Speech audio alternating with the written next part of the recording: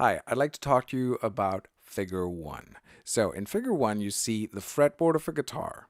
You see the numbers of the frets on top. You see the names of the strings on the right, and you see the names of the notes on the bottom. So just to take you through that first exercise, I'd like to do this one with you.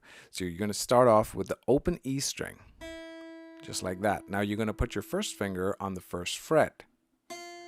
Now that note is no longer an E. It now becomes an F because you've shortened the distance between where that note is and the bridge. That's over here. So this is an F.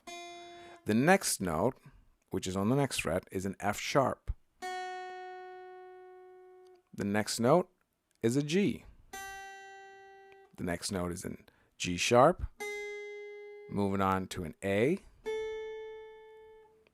sharp,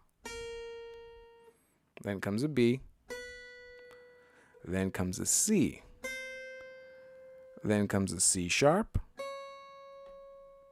then comes a D, move to a D sharp,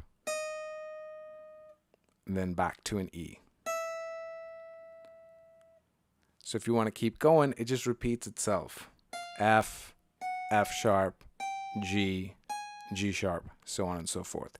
So you've just played through one octave. Now you can do that same exercise starting on the B string as well. You would go B, put your finger on the first fret, that would be a C, a C sharp, D, D sharp, E, F, F sharp, G, G sharp, A sharp, B. So you've just played through one octave on that string as well.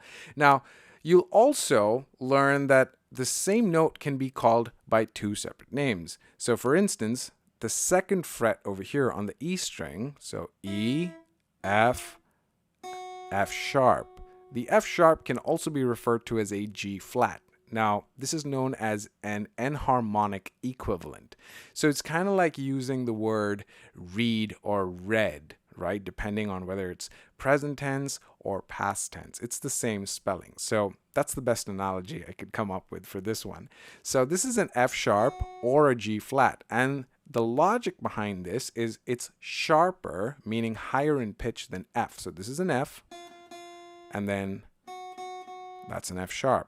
But it's a G flat because it's flatter than a G. So this is a G, and this is a G flat.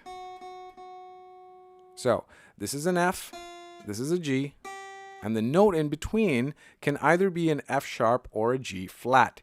Now this depends on a few different things. Mainly it depends on what key you're playing in. The key is kind of like a topic of conversation.